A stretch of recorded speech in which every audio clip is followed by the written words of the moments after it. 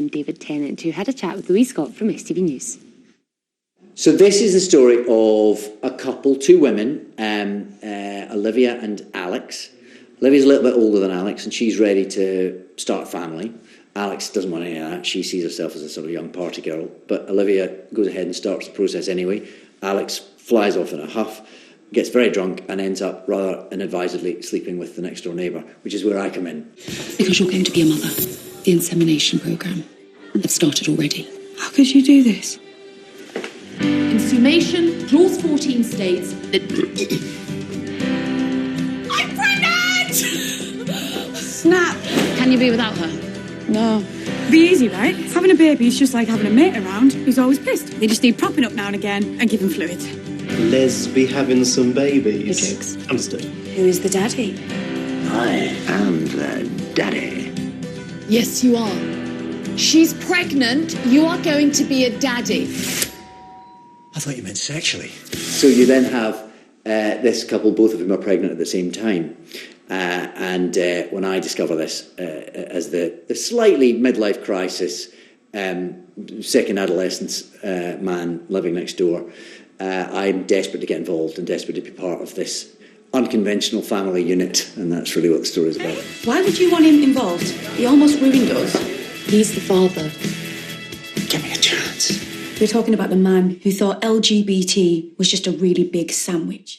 He's got a bit of a sort of hipster beard going on, most of which was my own. And then there's a bit at the here that was put in with yak hair. That's what they do. That's what they construct a beard from. So there are little bits of yak hair poked into my chin. I would try and make it last for a couple of days because it was quite an intensive process. Not really my normal look, but quite liberating to sort of see if life had gone in a different direction. If in my mid-40s I was trying to reinvent myself, what would I do? So we came up with this character who, it is quite fun to walk in someone else's shoes, even if they're not shoes you would normally wear. Oh my gosh, you're pregnant too! Oh my gosh. How did you guess? What's it like working with your wife? Well, it could have been awful, couldn't it? And we never had that.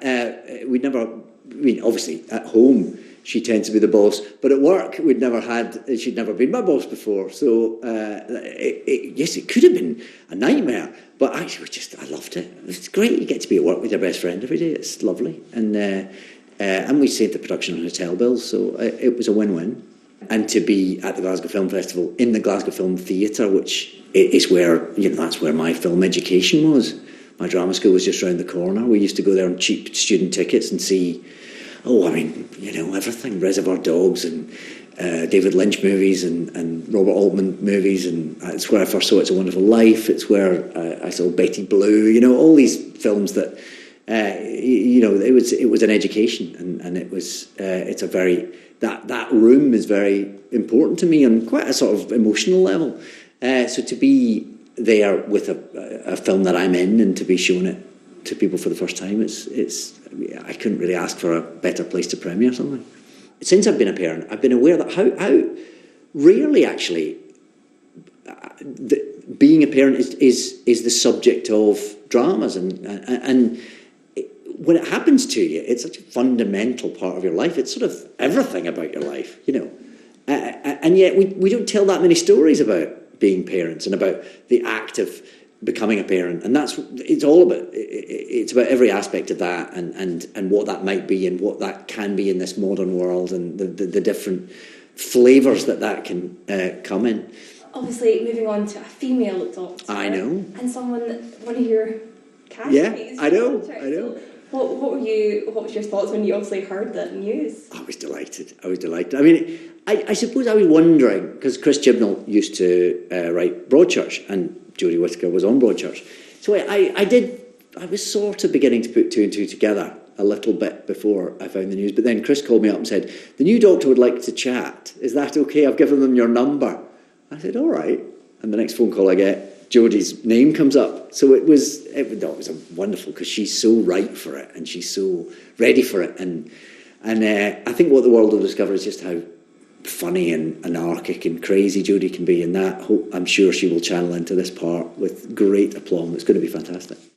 Oh, but a good movie. I know, fantastic. Now, in all